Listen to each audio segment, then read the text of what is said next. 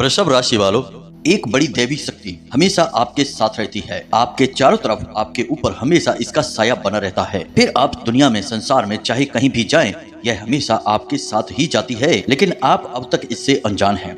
तो सावधान हो जाइए, इसे पहचान लीजिए। कहीं आपकी किसी भूल की वजह से यह दैवी शक्ति आपसे नाराज हो गई तो आपका सब कुछ लुट जाएगा। यहाँ तक कि आपके जीवन में भयंकर से भयंकर बड़ी दुर्घटना भी हो सकती है। तो जयकारा बोलो माता रानी का, जगत माई महामाई माँ भद्रकाली की जय बोल, माता रानी के साचे दरबार की जय बोलो। तो आप सभी का बहुत बहुत स्वागत करते हैं शिवप्रिया भिंड यूट्यूब चैनल में। यह एक दैवी शक्ति हमेशा आपके साथ रहती है, आपका साथ निभाती है, आपके जीवन का, आपके पूरे परिवार का पालन पोषण और देखभाल यह दिव्य शक्ति करती चली आ रही है। इसका प्रमाण यह है कि आपके जीवन में भयंकर से भयंकर दुर्घटना हो, चाहे जीवन में बुरे से बुरा समय हो, आपको उस समय से बाहर निकालना और इस दुर्घटना से बचाना इस दिव्य शक्ति का काम है। कई बार आपके जीवन में एक ऐसा समय आया कि जब आपको लगा कि अब आपकी मृत्यु निश्चित है, अब आपके जीवन में घोर अंधकार है, कुछ भी नहीं बचा है। तब इस दिव्य शक्ति ने, इस दैवी शक्ति ने आपको बचाया है, वहां से बाहर निकाला है। लेकिन दोस्तों, दुख की बात तो यह है कि आप इस दैवी शक्ति को अब तक ना तो पहचान पाए हैं और ना ही इसकी कृपा को अब तक समझ पाए हैं। यह दिव्य शक्ति आपको कई कई रूपों में विशेष समय और अवसर पर अपने दर्शन भी देती रहती है। लेकिन आज के भागदौड़ भरे इस जीवन में लोग इतने व्यस्त हो गए हैं कि देवी देवताओं को तो छोड़ो, स्वयं को ही भूल चुके हैं। अपने घर परिवार और जीवन को इतनी बुरी तरीके से उलझा रखा है कि सब कुछ नजरों के सामने होते हुए भी दिखाई नहीं देता है। तो ऐसे में जाने अनजाने आप इस दिव्य शक्ति का अपमान करते रहते हैं और यह दैवी शक्ति आपको बार बार मौके देती चली आ रही है, बार बार आपको बचाती चली आ रही है। लेकिन मित्रों, यह ज्यादा दिन तक नहीं चलने वाला है।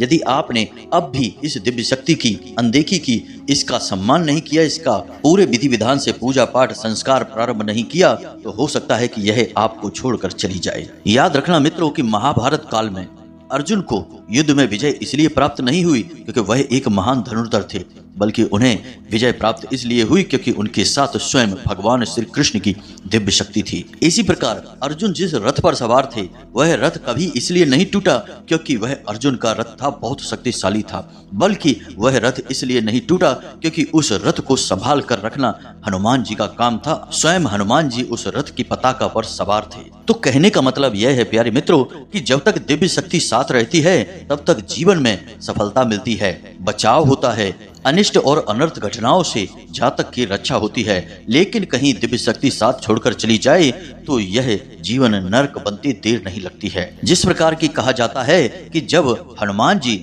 अर्जुन के रथ से उतरकर नीचे आए तब वह रथ छोटे छोटे टुकड़ों में खंड खंड होकर टूटकर बिखर गया था। तो हनुमान जी की दिव्य शक्ति ने उस रथ को संभाल कर रखा, भगवान श्री कृष्ण की दिव्य शक्ति ने अर्जुन को संभाल कर रखा, पांडवों को संभाल कर रखा। तो यह एक दिव्य शक्ति आपको संभाल कर रखे हुए है। अब कुछ जातक ऐसे होंगे जिनके जीवन से यह दिव्य शक्ति जा चुकी होगी, क्योंकि सबके साथ एक जैसी स्थितियां नहीं होती हैं। तो यहाँ पर आज के इस वीडियो में हम आपको ना केवल इस दिव्य शक्ति के बारे में पूरी जानकारी देंगे कि यह आपके साथ है तो इसके क्या प्रमाण हैं, यह दिव्य शक्ति आपको किस रूप में कब कब किस समय पर दर्शन देती है, और यदि यह दिव्य शक्ति आपको छोड़कर जा चुकी है तो उसके क्या संकेत हैं, और कैसे आप इस दिव्य शक्ति को फिर से अपने आसपास बुला सकते हैं। जी हाँ मित्रों, अवश्य ही आप इसे अपने आसपास बुला सकते हैं क्योंकि यह आपके लिए ही बनी है, आपके स्वयं के उद्धार के लिए, आपके कल्याण के लिए यह दिव्य शक्ति आपके आसपास आई है। तो फिर परिस्थिति चाहे जैसी भी हो, आपको हर हालत में इस दिव्य शक्ति का साथ चाहिए और अपने जीवन को सुंदर बनाने के लिए इस दिव्य शक्ति की कृपा चाहिए। तो प्यारे मित्रों, पूरे धैर्य के साथ इस वीडियो को देखना। आज का यह वीडियो बेहद ज्ञानवर्धक है, पूर्ण रूप से शास्त्रवत है और ज्योतिषीय आकलन पर आधारित है, क्योंकि हम आपको आने वाले 5 दिनों का पूरा राशिफल भी बताएंगे और एक एक सटीक भविष्यवाणी आपके जीवन से जुड़ी हुई करेंगे। जी हाँ मित्रों, याद रखना कि हम जो भी बातें आपको बताते हैं उन बातों को हम पूर्ण ज्योतिषीय आकलन के आधार पर ज्योतिषीय गणना करने के बाद बताते हैं। दूसरी कि जो बातें आपके जीवन से जुड़ी हुई हैं, आपके जीवन में बदलाव ला सकती हैं, उन बातों को हम शास्त्रों की गहराई से खोज कर लाते हैं और फिर उन बातों को कई लोगों के ऊपर आजमाते हैं। कोई उपाय है, कोई क्रिया है, कोई विधि है, जब हम उसे कई अन्य लोगों पर आजमाते हैं और वह प्रभावशाली होती है, तभी इस वीडियो में हम आपको बताते हैं। तो इस प्रकार के वीडियो बनाने में मेहनत बहुत लगती है, बहुत अध्ययन करना पड़ता है और यह सब कार्य हम माता रानी की सेवा में कर रहे हैं। हम जो भी ज्ञान आपको देते हैं वह माता रानी के आदेश से ही आप तक पहुंचता है। तो ऐसे में आपको यह वीडियो पूरा देखना है। यदि आपने इस वीडियो को बीच में छोड़ दिया या इसे हल्के में ले लिया तो आप निश्चित तौर पर अपने जीवन की एक बहुत बड़ी भूल कर बैठेंगे। आप खुद ही सोचिए कि जब स्वयं अर्जुन को भगवान श्री कृष्ण की दिव्य शक्ति का साथ चाहिए था, अर्जुन के रथ को हनुमान जी का साथ चाहिए था, प्रभु श्री राम जब मानव रूप में इस लोक पर आए तब उन्हें हनुमान जी की दिव्य शक्ति का साथ चाहिए था, तो फिर हम और आप तो मामूली से इंसान हैं, हमें तो दिव्य शक्ति का साथ हर पल चाहिए ही। जी हाँ मित्रों, तो ऐसे में आपको यह विशेष वीडियो देखना ही होगा, तभी आपकी हर परेशानी, हर समस्या का अंत हो पाएगा। तो चलिए बिना समय गवाए आज के इस महत्वपूर्ण वीडियो की शुरुआत करते हैं। लेकिन उससे पहले हम चाहते हैं कि आप माता रानी का आभार जरूर व्यक्त करें। कमेंट में एक बार नहीं 3 बार लिखें, जय माँ भद्रकाली कृपा करो। माता रानी की आपको विशेष कृपा और आशीर्वाद प्राप्त होगा और आपके जीवन में खुशियां ही खुशियां भर जाएंगी। इसी के साथ साथ माता रानी के इस तुच्छ दास का आपसे एक छोटा सा निवेदन और है कि यदि आप चैनल पर पहली बार आए हैं तो आप इस चैनल को सब्सक्राइब करके बगल में जो घंटी का निशान है उसे भी अवश्य दबा ही दें, क्योंकि ऐसा करके आप हमारे और माता रानी के दिव्य परिवार के सदस्य बन जाएंगे और फिर धाम पर होने वाले हमारे द्वारा किए जाने वाले हर एक पूजा पाठ अनुष्ठान में जो भी प्रतिफल प्राप्त होगा उसमें कुछ न कुछ हिस्सा आपका भी अवश्य ही रहेगा, क्योंकि आप माता रानी के दिव्य परिवार के सदस्य बन चुके हैं। तो चलिए इस पवित्र कार्य को कर ही डालिए और जल्दी से चैनल को सब्सक्राइब करके फिर आगे बढ़ते हैं। प्यारे मित्रों, हम अक्सर आप लोगों के कमेंट पढ़ते हैं या हमारे व्हाट्सएप पर आप लोगों के मैसेज आते हैं। आप अपने जीवन की अलग अलग परेशानियों के बारे में हमें बताते हैं। कोई कहता है कि हमारे पति हमें छोड़कर जा चुके हैं, कोई कहता है कि हमारे जीवन में बहुत नकारात्मकता है, किसी ने किसी प्रकार की तांत्रिक क्रिया कर दी है, शायद इसी वजह से हमारे जीवन में बहुत बुरी घटनाएं घट रही है। कोई कहता है कि हमारे बच्चे का कुछ अता पता नहीं चल रहा है, वह गुम हो चुका है, और किसी के ऊपर कर्जा बहुत है तो किसी का व्यापार बिल्कुल ठप पड़ चुका है। मित्रों, देखा जाए तो ये सारी समस्याएं अलग अलग समस्याएं जान पड़ती हैं, लेकिन इन सारी समस्याओं के पीछे कारण केवल एक ही है और वह कारण है कि आपके जीवन में घोर नेगेटिविटी या यूं कहें कि नकारात्मक ऊर्जा प्रवेश कर चुकी है। अब आप जानते हैं कि यह नकारात्मक ऊर्जा जीवन में प्रवेश करती ही क्यों है और क्या यह नकारात्मकता यूं ही खुली घूम रही है जो किसी के भी जीवन में प्रवेश कर जाएगी? तो दोस्तों, इसका सबसे सही जवाब हम आपको देते हैं, शास्त्रवत इसका प्रमाणिक जवाब आपको देते हैं। और इसका जवाब यह है कि जिस इंसान के घर में उसके कुल देवी या देवता का पूजन नहीं होता है, उस इंसान के घर में और जीवन में हमेशा नकारात्मकता का वास रहता ही रहता है। और आप खुद ही विचार करके देखिए कि आज के इस समय में कितने ऐसे लोग हैं जो अपने कुल देवी या देवता को जानते भी हैं। बहुत सारे ऐसे लोग हैं जो बहुत धार्मिक हैं, पवित्र विचारों वाले हैं, फिर भी परेशान हैं, पीड़ित हैं। और जब हमने उनसे जानने की कोशिश की तो उन्हें अपने कुल देवी या देवता के बारे में कुछ भी अता पता नहीं है। अब लोग कुल देवी या देवता को प्रसन्न करने के लिए छोटे मोटे उपाय तो करने लगे हैं, दीपक आदि जलाकर रख देते हैं घर के मुख्य दरवाजे की दहलीज पर, लेकिन इतना काफी नहीं है। आप जानते हैं कि आपकी कुल देवी या देवता कौन हैं? उन्होंने कई पीढ़ियों से आपकी रक्षा की है, आपके कुल के पालनहार हैं। आपके जीवन में जो भी कुछ अच्छा या बुरा घटित होता है वह आपके कुल देवी या देवता की निगरानी में, उनकी नजर में हर समय रहता ही है। एक समय हुआ करता था प्राचीन काल में, जब चाहे इंसान बड़े से बड़ा अधिकारी हो और राजा महाराजा हो या फिर गरीब से गरीब इंसान हो, अपने जीवन के हर एक कार्य को करने से पहले कुल देवी या देवता से संपर्क करके उनसे आज्ञाएं ली जाती थीं और उनकी अनुमति लेने के बाद ही कार्य को किया जाता था। यहाँ तक कि राजा महाराजा जब युद्ध में भी जाते थे तो कुल देवी या देवता का आशीर्वाद लेकर ही जाते थे। लेकिन अब आज की बात करते हैं, हम आपसे बात कर रहे हैं, आप इस वीडियो को सुन रहे हैं। क्या आप अपने घर से जब कार्य के लिए निकलते हैं, अपने ऑफिस जाते हैं, अपने काम धंधे व्यापार के लिए जाते हैं, तो क्या आप अपने कुल देवी या देवता को याद करते हैं, उनसे अनुमति लेते हैं, उनका आशीर्वाद मांगते हैं? आप खुद ही विचार करके देखिए, एक राजा जो हजारों सैनिकों से लड़ता था, इतनी बड़ी सेना को साथ लेकर चलता था, हजारों लाखों सैनिकों से लड़ने के बाद, हजारों लाखों सैनिकों को अपने पास सही व्यवस्थित रखने के बाद, युद्ध को लड़ने के बाद जीत कर वापस आता था, यानी कि उसे कितनी सिरदर्दी और कितनी परेशानियों का सामना करना पड़ता होगा। कभी कोई बीमार हो रहा है, कभी कोई घायल हो रहा है, कभी कोई मर रहा है, कभी राशन कम पड़ रहा है। हजारों परेशानियों को जूझ कर वह राजा युद्ध को जीत कर वापस आता था। यानी कितना बड़ा कार्य होगा। अब आपका काम धंधा व्यापार या आपका व्यक्तिगत जीवन कोई युद्ध तो है नहीं जिसमें आप हजारों लाखों लोगों को देख रहे हैं। वह तो छोटा सा काम है। तो अब जब इतने बड़े कार्य को करने के लिए राजा महाराजा कुलदेवी का आशीर्वाद लेते थे, तो फिर आप क्यों नहीं लेते हैं? अब जब इतने बड़े कार्यों में जब कुलदेवी या देवता का आशीर्वाद लेकर विजय प्राप्त की जा सकती है, बड़े से बड़े युद्धों को जीता जा सकता है, यहाँ तक कि पांडवों को भी भगवान श्री कृष्ण ने कुलदेवी का आशीर्वाद लेने के लिए भेजा था। रावण ने भी युद्ध से पहले कुलदेवी का आशीर्वाद लिया था। तो फिर आप क्यों नहीं लेते हैं? आप तो अपने कुलदेवी या देवता को जानते तक नहीं हैं। बड़े आश्चर्य की बात है। तो प्यारे मित्रों, अब ध्यान से सुनिए जो हम आपको बताने जा रहे हैं कि आपके कुल देवी या देवता जो भी हैं, वे आपको अलग अलग रूपों में अलग अलग प्रकार से सांकेतिक दर्शन देते हैं। जी हाँ मित्रों, अब वे सांकेतिक दर्शन कैसे होते हैं? हमारे एक जानने वाले हैं, मित्र आप कह सकते हैं, वे गांव में रहते हैं। तो एक बार उन्होंने बताया कि उनकी पत्नी जी घर के बाहर पीछे की ओर यानी पिछवाड़े की ओर किसी काम के लिए गई थी। तो वहां पर उनका क्या था, कुछ पेड़ पौधे रोपित थे जिन्हें वो पानी वगैरह देने के लिए जाती थी। फूल पत्तियों के पौधे थे। तो एक दिन वे अचानक सुबह सुबह वहां पर इसी क्रिया के लिए गईं। तो देखती क्या है कि वहां पर एक काले रंग का बहुत बड़ा नाग बैठा हुआ है अपने फन को फैलाकर। उस नाग को देखते ही वे थर थर कांपने लगीं। डर के मारे सीधे भागकर वापस आईं और वापस आकर उन्होंने अपने पति को यानी हमारे मित्र को बताया। तो जब हमारे मित्र ने यह कथा सुनी तो वे अच्छी तरह से समझ गए कि यह क्या है, क्योंकि वे हमारे संपर्क में रहते हैं तो उन्हें इन बातों का कुछ कुछ ज्ञान है। तो वे जब इस बात को समझे तो वे सीधे दौड़कर उस बड़े नाग के पास पहुंचे और जहां गांव के दूसरे लोग एकत्रित होकर यह कहने लगे कि इसे मार दो, यह विषैला सांप है, तुम्हें डस लेगा, तुम्हारी जान ले लेगा, वहीं उन्होंने क्या किया आपको आश्चर्य होगा। उन्होंने बड़े ही प्रेम के साथ उस नाग की पूजा की, उसे भोग समर्पित किया, धूप बत्ती और अगरबत्ती लगाई, गाय के घी का दीपक जलाया और उसे अपने कुल देवी या देवता का स्वरूप मानकर पूजा और उनसे प्रार्थना की कि हे प्रभु, आप जो भी हैं इस रूप में हमें दर्शन ना दें, क्योंकि इस रूप के दर्शन को देखकर हमें भय उत्पन्न होता है और हम आपसे बहुत प्रेम करते हैं, हम आपसे भयभीत नहीं होना चाहते हैं। इसी के साथ साथ उन्होंने यह भी प्रार्थना की कि आप हमारे कुल की रक्षा करें, हमारे परिवार का पालन करें, हमें आपके प्रेम और आशीर्वाद की बहुत जरूरत है, इसलिए आप हमें छोड़कर कभी न जाएं। बस इतनी सी प्रार्थना की और आश्चर्य की बात है कि वह नाग थोड़ी देर बाद वहां रुकने के बाद फिर सीधे वापस चला गया और वापस ऐसा गया कि दोबारा फिर कभी मुड़कर नहीं आया।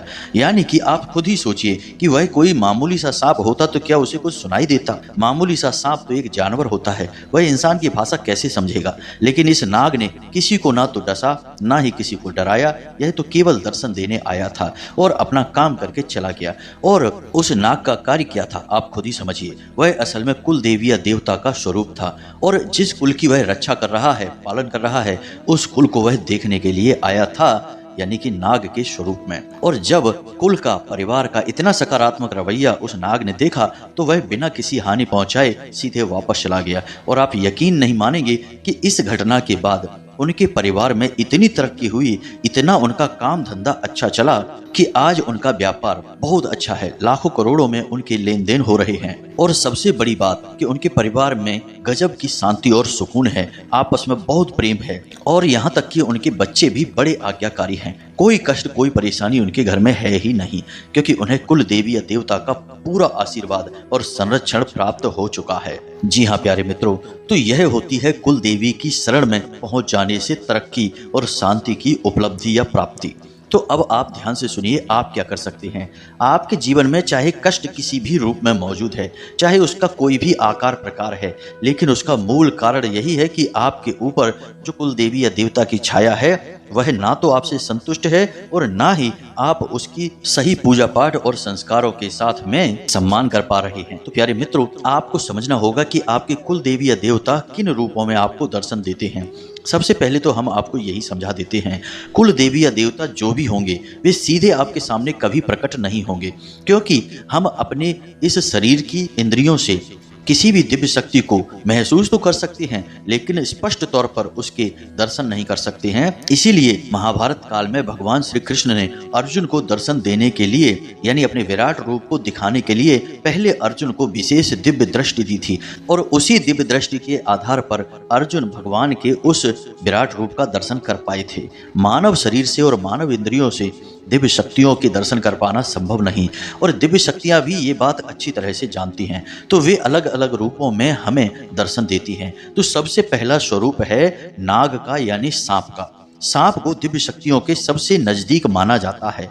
जी हाँ प्यारे मित्रों, तो आपको यदि सांप दिखाई देते हैं, अब चाहे सांप आपको घर परिवार में दिखाई दे, अपने घर के आसपास, या फिर रास्ते में कहीं जा रहे हैं वहां दिखाई दे, या फिर आपको मोबाइल में या फिर टीवी में, कहीं पर भी आपको बार बार कुछ दिनों के अंतर में सांप के दर्शन होते हैं। कभी कभी ऐसा भी होता है कि सपने के माध्यम से भी सांप दिखाई देता है। जी हाँ मित्रों, तो यदि आपको बार बार ऐसा सपना आता है जिसमें कि आपको सांप दिखाई देते हैं, तो आप समझ जाइए कि आपकी कुल देवी या देवता आपसे संपर्क करने की कोशिश कर रहे हैं। अब शकुन शास्त्र में और सामुद्रिक शास्त्र में कुल देवी या देवता के दर्शन होने के कौन कौन से माध्यम हैं, इसके बारे में हम आपको बताते हैं। जरा इसे आप ध्यान से समझें, और फिर यदि आपको इन रूपों में कुल देवी या देवता के दर्शन हो जाते हैं, तो फिर आपको क्या करना चाहिए। कुछ ऐसे जरूरी उपाय जिनसे कि आपके कुल देवी या देवता जो आपसे संपर्क करने की कोशिश कर रहे हैं, किसी न किसी कारणवश वे आपसे प्रसन्न भी हो जाएं। तो उस उपाय के बारे में भी हम आपको बताएंगे वीडियो के अंत में।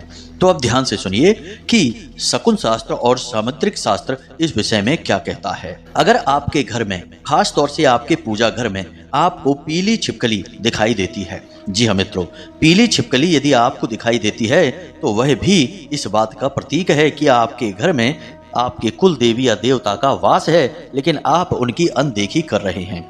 अब दूसरी बात कि आपके घर में कोई पक्षी अपना घोंसला बना लेता है, या फिर अनायास यूं ही आपके घर में घुस आता है और कुछ समय आपके घर में बिताता है, तो यह भी आपके कुल देवी या देवता का प्रतीक है। अब कोई ऐसा जानवर जो कि बाहर रहता है, यानी जिसे हम जंगली जानवर कह सकते हैं, जैसे कि नेवला है, गिलहरी है, ऐसे जानवर यदि आपके घर में घुस आते हैं और कुछ समय आपके घर में बने रहते हैं, उसके बाद अपने आप बाहर निकल जाते हैं, तो ऐसे जानवरों का आपके घर में आना भी कुल देवी या देवता के दर्शन का प्रतीक होता है। कभी कभी कुछ अन्य प्रकार के संकेत भी दिखाई देते हैं, जैसे कि आप सोकर जगते हैं और अचानक आपके दरवाजे पर, यानी कि आप सोकर जागे हैं और अभी आपकी नींद पूरी तरह से खुल भी नहीं पाई है और आपके दरवाजे पर कोई भिखारी आ जाता है या फिर गाय आ जाती है, तो यह भी आपके कुल देवी या देवता के आपके आसपास होने के प्रतीक हैं या प्रमाण हैं। अब याद रखना कि जो दिव्य शक्तियां होती हैं, वे किसी न किसी रूप में, किसी न किसी वो माध्यम बनाकर ही आपके सामने आएंगे, यानी उनकी ऊर्जा आपके सामने आएगी। अब जीव जंतु चाहे कोई भी बना रहे, उस जीव के माध्यम से देवी या देवता की ऊर्जा आपसे संपर्क करने की कोशिश करती है। अब दोस्तों, जब आपके कुल देवी या देवता आपसे संपर्क करने की कोशिश कर रहे हैं, तो आपको भी बदले में कुछ न कुछ प्रतिक्रिया अवश्य करनी चाहिए।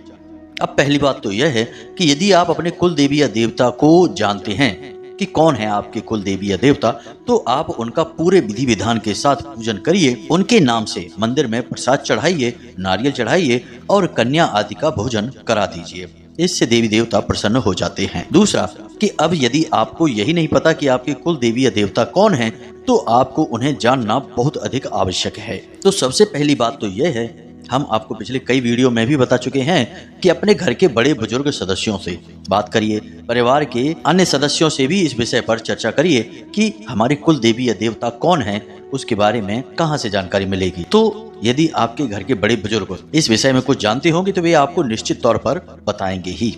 अब यदि उन्हें भी नहीं पता है, क्योंकि हो सकता है कि पिछले कुछ पीढ़ियों से आपके घर में उन देवी देवता की पूजा बंद हो चुकी हो, तो अब यदि उन्हें भी नहीं पता है, तो फिर आप क्या करें। अब आपके पास एक ही तरीका बचता है कि स्वयं कुल देवी या देवता अपने होने का आभास आपको कराएं, और इसके लिए आपको एक उपाय करना होगा।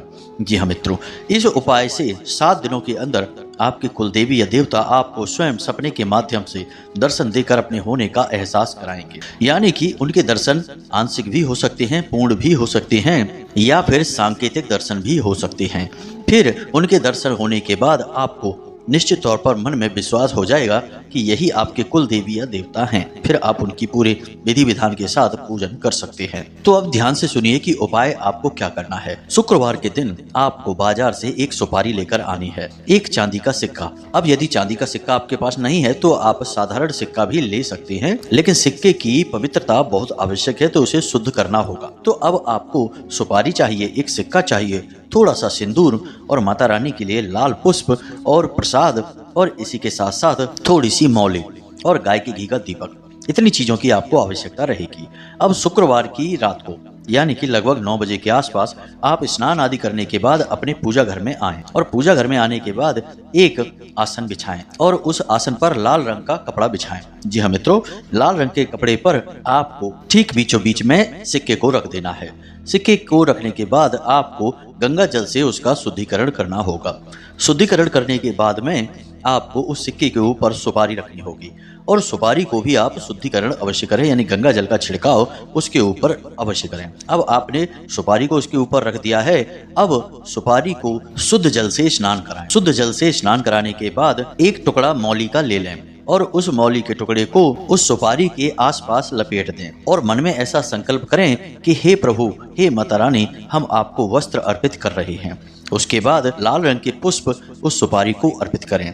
जब आप सुपारी को शुद्धिकरण के साथ पूरे भाव के साथ पूजन करते हैं तो वह सुपारी स्वयं एक दिव्य शक्ति को धारण कर लेती है, गौरी गणेश का रूप ले लेती है। तो आपको उसे पुष्प अर्पित करना है और बोलना है कि हे हमारे कुल देवी या देवता, आप जो भी हैं, हम आपको पुष्प अर्पित कर रहे हैं। उसके बाद जब आपने पहले मौली अर्पित की थी तो आपको बोलना है कि जो भी हमारी कुल देवी या देवता हैं, हम आपको वस्त्र अर्पित कर रहे हैं। उसके बाद आप प्रसाद अर्पित करें और यही बात प्रसाद के लिए भी बोलें। और उसके बाद आप कुल देवताभ्यो नमः इस मंत्र का 21 बार जाप करें। कुल देवताभ्यो नमः मंत्र बहुत ही सरल है, आपको इस मंत्र का 21 बार जाप करना है।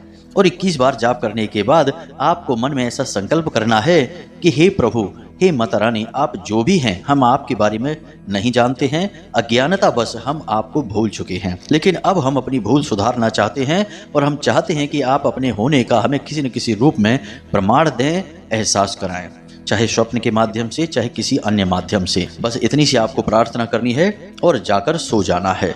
जब आप सोएं तब आपको मन में ऐसा संकल्प रखना है कि आज आपकी कुल देवी या देवता आपको सपने के माध्यम से अपने होने का आभास कराएंगे। बस इतना सा आपको करना है। अब यह उपाय आपका शुक्रवार से शुक्रवार तक चलेगा, यानी कि बीच के 7 दिनों में किसी न किसी दिन में निश्चित तौर पर आपके कुल देवी या देवता आपको सपने के माध्यम से संपर्क करेंगे और अपने रूप का, अपने होने का आपको एहसास कराएंगे। यह बहुत ही प्रामाणिक उपाय है। सैकड़ों हजारों लोगों को इस उपाय के माध्यम से अपने कुल देवी या देवता के होने का आभास हो चुका है। आप भी इस उपाय को करें, और यदि आप इस उपाय को करके अपने कुल देवी या देवता के होने का एहसास कर लेते हैं तो उनके धाम में जाकर उनका विशेष पूजा पाठ करें। धाम यानी कि उनका मंदिर, जो भी नज़दीकी मंदिर हो उस मंदिर में जाकर उनका विशेष पूरे विधि विधान से पूजा पाठ करें, और अपने घर में उनकी एक तस्वीर, एक फोटो स्थापित करें और उसका नियमित पूजन करें। इससे आपके जीवन में किसी भी प्रकार का कष्ट हो उसका नाश हो जाएगा। मित्रों, याद रखना कि कष्ट के रूप अलग अलग हो सकते हैं, परेशानियों के रूप, रंग, कारण अलग अलग हो सकते हैं, लेकिन इनका मूल केवल एक ही होता है कि दिव्य शक्तियां आपका साथ छोड़ चुकी हैं। इसलिए नकारात्मक शक्तियों ने आपके जीवन में जगह बना ली है। जब देवता नहीं है तो भूत प्रेत होंगे, यदि प्रकाश नहीं है तो अंधकार होगा। इसी प्रकार जीवन की लीला चलती है। तो इसी के साथ साथ प्यारे मित्रों, अब यदि आपके मन में कोई प्रश्न उठता है तो आप कमेंट करके पूछ सकते हैं, या फिर व्हाट्सएप नंबर पर जो डिस्क्रिप्शन में दिया गया है उससे हमसे सीधे जुड़ सकते हैं। धाम से सारी जानकारियां हासिल कर सकते हैं। याद रखें कि कॉल ना करें, फोन पर बात कर पाना सभी से संभव नहीं है। इसी के साथ साथ आज के इस वीडियो को विराम देते हैं। हमेशा हंसते रहिए, मुस्कुराते रहिए, सकारात्मक रहिए। याद रखना कि माता रानी की कृपा और छाया आपके ऊपर आ चुकी है, क्योंकि आप धाम से जुड़ चुके हैं, माता रानी के दिव्य परिवार के सदस्य बन चुके हैं। तो प्रेम से बोलिए जय माई की जय, माँ भद्रकाली। माता रानी आपका कल्याण करेंगी। धन्यवाद।